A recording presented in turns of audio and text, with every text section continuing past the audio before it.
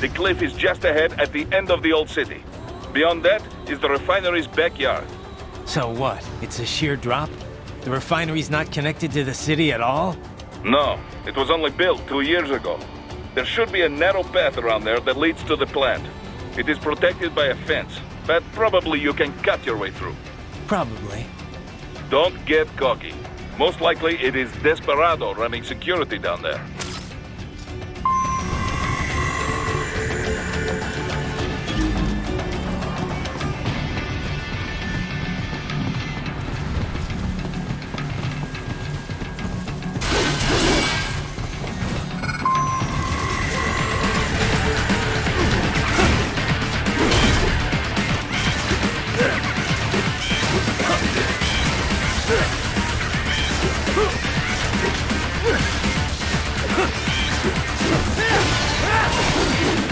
Watch out! They keep on coming!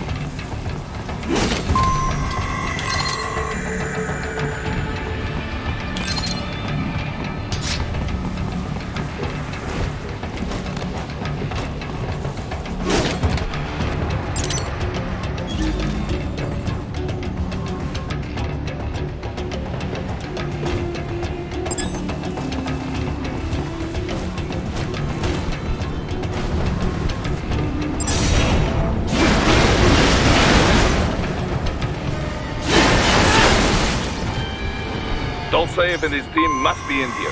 Find him.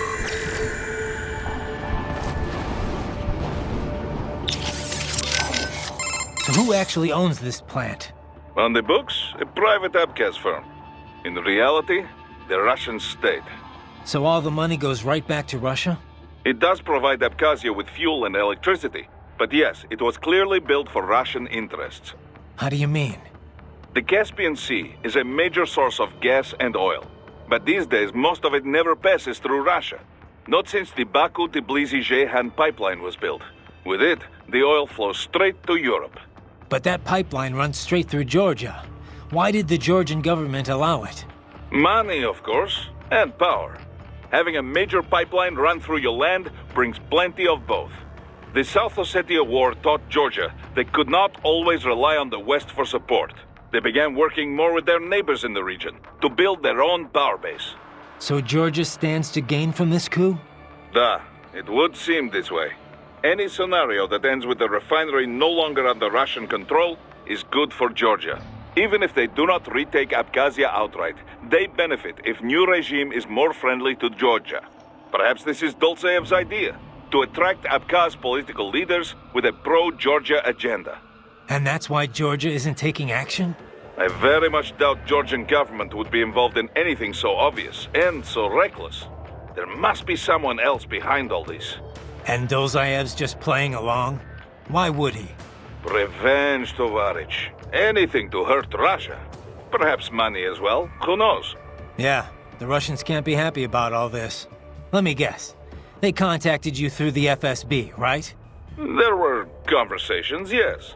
But it was the Abkhaz government that enlisted us. We only took this mission because we knew it would help the people there. Besides, we cannot leave Desperado unchecked. Not after what happened. Right. I won't let them profit from this mess. And we need to learn who's backing them. And the first step to do this is take back that refinery. Hey, so, Kev, buddy, about the refinery. Can I get a quick breakdown of the facilities? Copy that. I suppose you should at least know a few basics for the mission. So, like I was saying, the refining process is based around distillation. The tallest building on site is the distillation tower. All the crude oil runs through there first, where it's distilled at different boiling ranges. Lighter components with low boiling points are removed at the top of the tower, heavier ones at the base. The heaviest fuel oil then has the lighter oils and naphtha that distillation didn't remove taken out. Fluid catalytic cracking is what they call it. Other than that, let's see. There's equipment to remove sulfur, a cooling tower to dispose of all the water used. Oh, and the flare stack to eliminate gas waste. You see that thing with flames shooting out the top? That's the stack. It's burning the gas off? Yeah, burns it up completely, rendering it harmless. Kinda hypnotic if you stare at it a while, huh? Next door you have a power plant. It's pretty typical for this type of facility. And of course the gas tanks. Liquefied petroleum gas, LPG, is pressurized and stored in those round tanks. It's also artificial, but it's got a certain charm, you know? Like the ultimate in utilitarian beauty. A solitary distillation tower, all lit up and set against the setting sun. It's an amazing sight. Kev, you still with me there? What? You don't appreciate this kind of stuff? Places like Germany and Japan, people get really into it. Factory sightseeing tours and everything. Yeah. No, not so much. One thing about fighting these cyborgs, Doctor. It's strange in a way. Oh? How do you mean? I can slice them to pieces, and with all their pain and emotion suppressed, they don't feel a thing. At least against SOP troops. You never forgot they were real people. But these cyborgs, it starts to feel like I'm taking on unmanned gears. Robots. Not living, breathing men. Intriguing. Tell me, does it help assuage the natural feelings of guilt? There is no reason to avoid this topic. Man has wrestled with it as long as there has been war.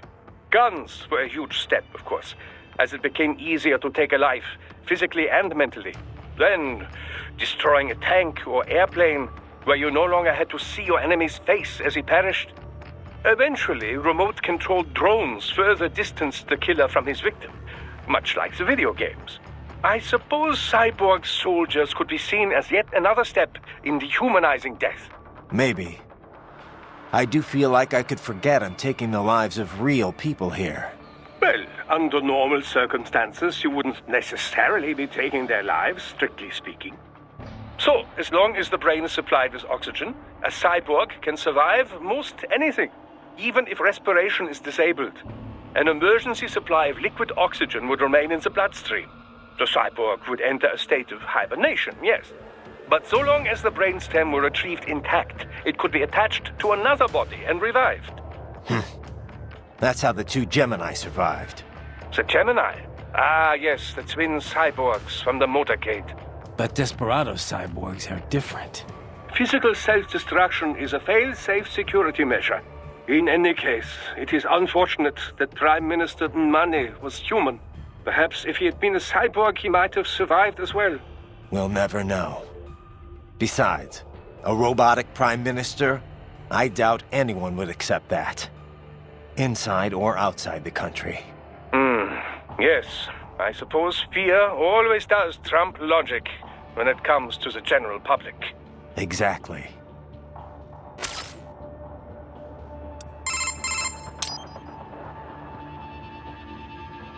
You know, I have to hand it to you guys. Cyborgs are just amazing to me.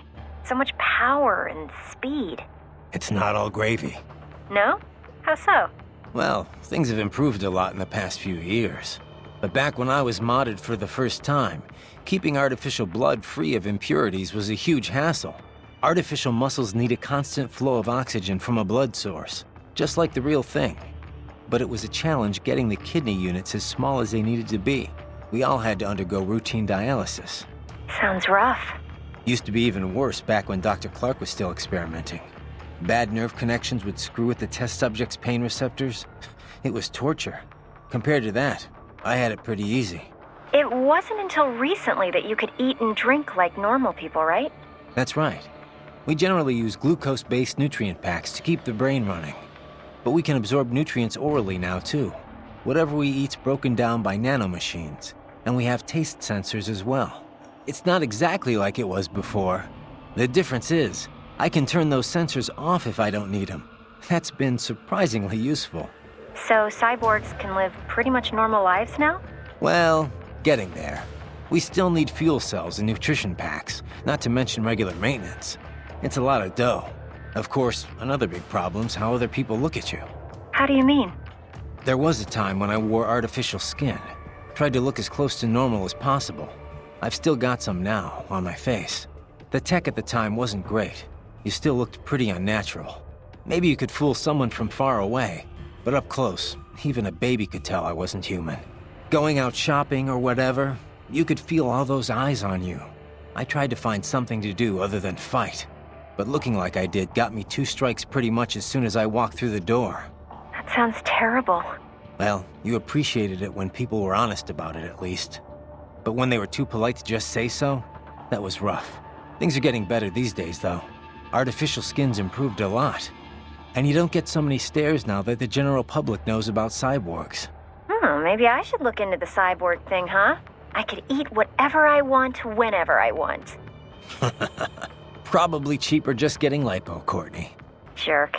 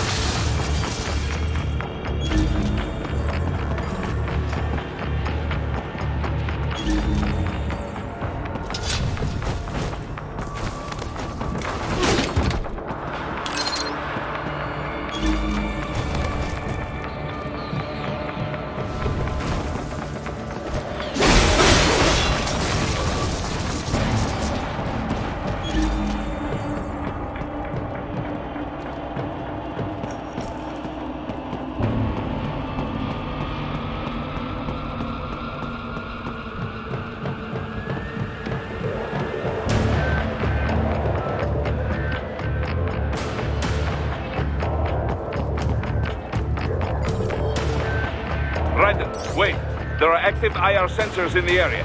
Part of factory security, no doubt, but the enemy may be using it.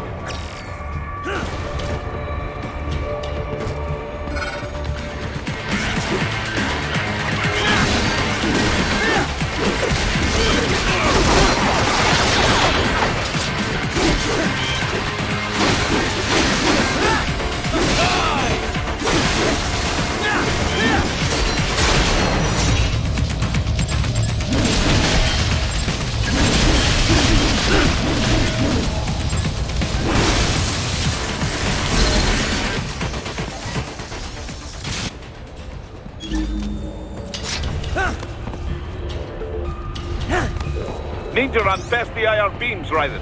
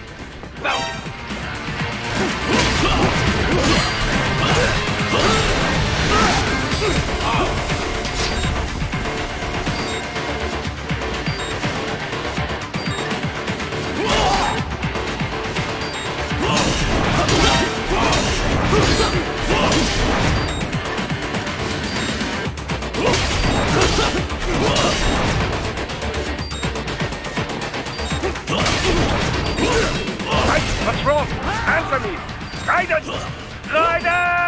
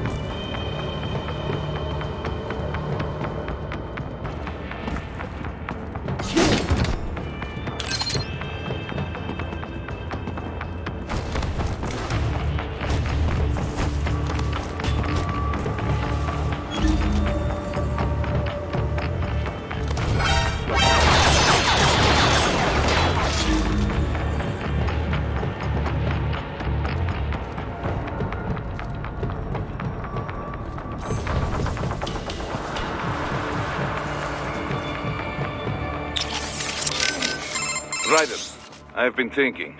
What Sundowner said. How peace in Africa was a problem for him. Do you remember? Yeah. Doesn't sound like somebody fighting for an anti-Imani faction, does it? The Prime Minister definitely had his detractors. Anyone in that position would. But he listened to them, treated them fairly. There was no real injustice for the opposition to rally around. So the rival factions never got that popular or that well-funded. There's no way they could afford all this. But it does not make sense for Desperado to be acting alone here either. Even if they trigger full-blown war, there is no guarantee they would get the contract. Perhaps this is about natural resources? The last civil war was over precious metals. You think big business hired Desperado to shake things up? Who can say? At least it has not grown into a real civil war. Yet. We need to figure out who's at the root of all this if we're gonna end it. But knowing is only half the battle. It is the other half that will get you killed. Well, no matter what, this mission has a nice side benefit. Putting a dent in Desperado will screw whoever's backing them, too. Our focus is to help the Abkhaz people. But if we hurt those responsible for this on the way, well, so be it. Right, FYI, we just confirmed with the client for your next mission. Great. How about we finish this one first, though? I'd like to see my family again someday, you know? My son's going to forget he even has a father. 90-day contracting tour, buddy. We're all in the same boat. Man, feels like ages since I was back in Virginia. I don't know about in the same boat. These guys are out to tear me limb from limb. Worst you our EMF desk jockeys have to worry about are paper cuts. All right. Guess you don't want to hear what your old friends are up to then. Who is it? Desperado. Where is it this time? Mexico. Apparently they've got some kind of lab in Guadalajara. You're going in to investigate claims of human trafficking and illegal dumping. And our client? Who's picking up the tab? If we're planning to play police all of a sudden, we're gonna need some kind of budget. No worries there. It's a human rights group we've worked with a few times before. They were conducting their own trafficking investigation when Desperado came up. Understood. You can brief me when I get back. Roger that. Raiden, something I meant to ask in our last chat. Did you consider opting for emotion restraints? I can understand one might be leery of the procedure, but it is all perfectly reversible, I assure you. You could implement them for a mission and then do away with them as soon as it was over. I'll pass, thanks. To be honest, I have a problem with the whole concept. And what is that? Decisions are about more than just logic. Lose your emotions, and you risk not being able to relate to how normal people see right and wrong. Your conscience could end up different, warped, or who knows, maybe gone altogether. Boris agrees. That's why no Maverick cyborgs are allowed to use emotion restraints. An understandable perspective. There is some data to support your belief. MRI scans have isolated the brain activity associated with choosing between good and bad. Mostly in the dorsolateral prefrontal and central orbitofrontal cortexes, to be precise. But this entire area of the brain is known to process emotion, not logical thought. It would seem to support the idea that emotion indeed plays a role in values-based decisions. Well, there you go. But another argument can be made, that it is emotion that sparks human conflict in the first place. All the great wars, all the great atrocities, would they have happened if not for emotional decisions? Maybe not. But we can't just ignore the worldview of most of the planet. We don't exist in a vacuum here. To most of the world, a PMC operating on its own guidelines would be like a terrorist organization. They'd say we used brute force to impose our strange values on others. And they'd be right. Yes, well, you have a point. Abuse of emotion restraints has become a hot topic. Suppressing fear tends to boost aggression, which has led to cases of excessive violence. True, achieving the right balance is difficult. But on the other hand, it makes it possible to intentionally make people more aggressive. Even a child can become a bomb just waiting to explode. Yes, it is very likely that Desperado is employing just such a technique. Hey, Boris, I know this probably isn't the best time for this, but... No problem. Ask me anything. My goal is to have open company, hiding nothing from its employees. Right, well, there were a few big proposals we had in the works, right? What do you mean? You know, my doing tactical drills with the Brazilian Special Ops Force in Rio, playing the bad guys in that South African anti-terror police training program, on-site security consulting for the Swiss. Yes, we were working on a few things, weren't we? Well, I thought so, but they're not in Maverick's task management database. Well, right then. We've had to freeze those proposals. Temporarily, you see? You're putting them on ice? They would be too much distracting for you. We need to focus on current op. That doesn't seem necessary. You're gonna disappoint a lot of prospective clients. Well, yes, but... This is about Imani, isn't it? I should not have tried to hide it. Right. Open company, remember? Well, yes, but we can't afford for you to be too shaken to complete your mission. Boris, I'm fine. I know it's not all my fault, but my client was killed. Kinda expect to lose some work after that. Yeah, not your fault, but my responsibility in the end. We were far too lightly equipped. No one on the field made mistakes. It's a third world country. We were working with a shoestring budget. If we went in heavier, burning Maverick cash, we'd have been in the red. And that is the tricky part about this business, yes?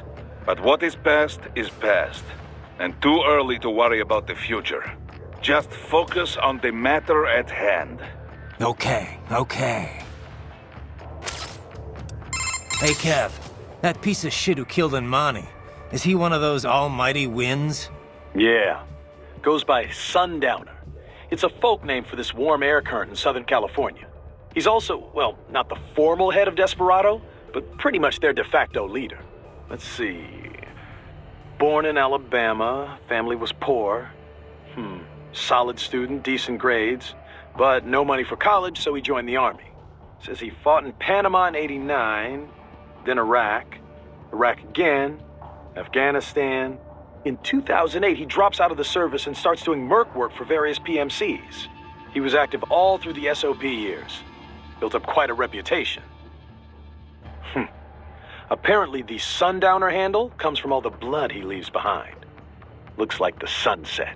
Anyway, an IED put him out of action for a few years. But then, Cyborg Tech brought him out of retirement. The Army investigated him for possible war crimes. A few times, looks like. Desecrating remains, torturing POWs, some wrongful deaths. No convictions, though. Pretty rosy past, huh? Not that I'm one to talk.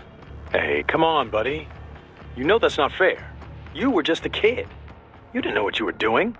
And it's not like they gave you a choice. Yeah. Thanks, Kev. Hey, Doc. Kev mentioned a lot of the high-ranking military were brain-jacked. Can you give me any more on that? Well, it is not my area of expertise, but I have working knowledge of such matters, yes. Much of it is similar to cybernetics, you know. Makes sense. A cyborg's frame is reading signals directly from the brain. Indeed. Brainjacking employs nanomachines to stop these signals from reaching a normal body. The pilot can then substitute their own signals and control the victim. They can govern all motor movement, but not the victim's thoughts. It is not mind control. More like a puppet. The subject will not move on their own. The pilot must send control signals. You can't just implant an idea like a hypnotist. Precisely. You must manipulate them directly. Now, there are several methods for doing this. The pilot can act out the desired behavior and send the resulting electric impulses in real time. For example, the master raises his right hand, the victim does the same. The master says, Arschgeige, and the victim does as well. Yeah, I get the idea, Doc. Another method is to set an AI in control as a victim. Less convincing, but less labor-intensive. The AI can access the subject's memory center, at least, to recognize acquaintances and the like. But anyone looks really closely, and the gig is up. Mimicking behavior from surface memories is difficult, you know. Quite difficult. AIs are still very poor at replicating more subtle cues, such as the manner of speaking. As a result, often the victim can barely pass as a human, much less any certain individual. With the current tech, a passing acquaintance might be fooled, but not a close friend. Not for long. Good. The idea of AIs controlling people is bad enough. At least I'll be able to tell if it happens to someone I know.